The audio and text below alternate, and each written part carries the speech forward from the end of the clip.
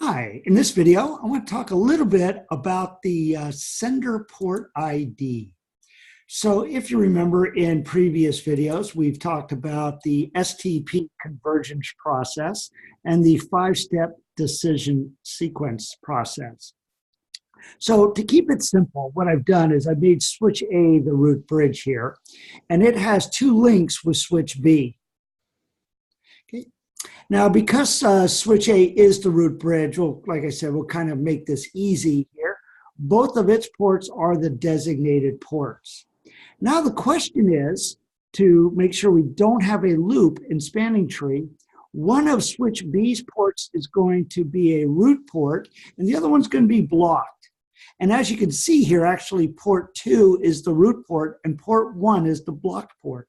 I want to explain why that's the case.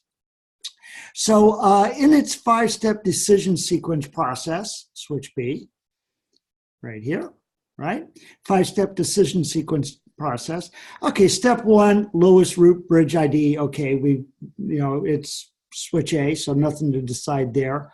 Lowest path cost to the root bridge, step 2. Well, they both have the same cost of the link, if you can see this here, there we go.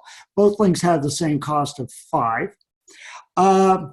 Lowest sender bridge ID, step 3. Well, it's both ports on switch B are getting their BPDUs from the same switch, switch A. So then it comes down to lowest port priority, sender's port priority, and lowest sender's port ID. So we're going to assume that switch A has not been configured where the ports have different priority settings. So what we're going to do is just go with the last step here. So the lowest sender's port ID.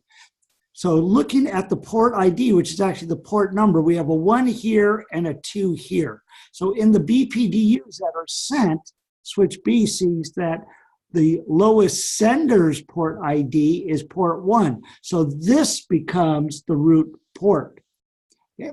So after everything else is said and done, this will become the blocked port. Right?